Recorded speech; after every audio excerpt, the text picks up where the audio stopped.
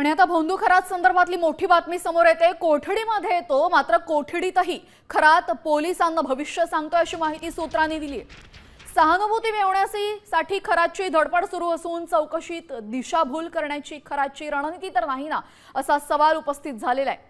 कायद्यासमोर कोणी मोठं नाही असा इशारा यावेळेस पोलिसांनी खरातला दिलाय। आपल्यासोबत आमचे प्रतिनिधी अभिजित सोनावणे जोडले गेलेले आहेत। आपण पाहतोय अभिजित, पोलिसांना भविष्य सांगून कुठेतरी हा सहानुभूती मिळवण्याचा प्रयत्न करत असल्याचं समोर आलेलं आहे। काय अधिकची माहिती आहे?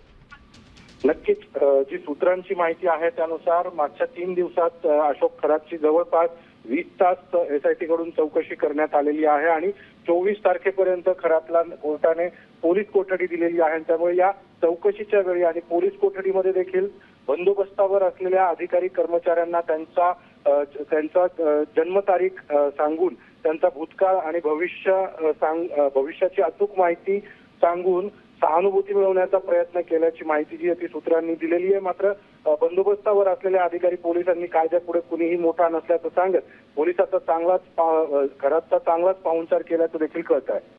शिकूया AI ची क्रांती, चला करूया MSCIT। आजच नजीकच्या MSCIT केंद्रात आपला प्रवेश निश्चित करा।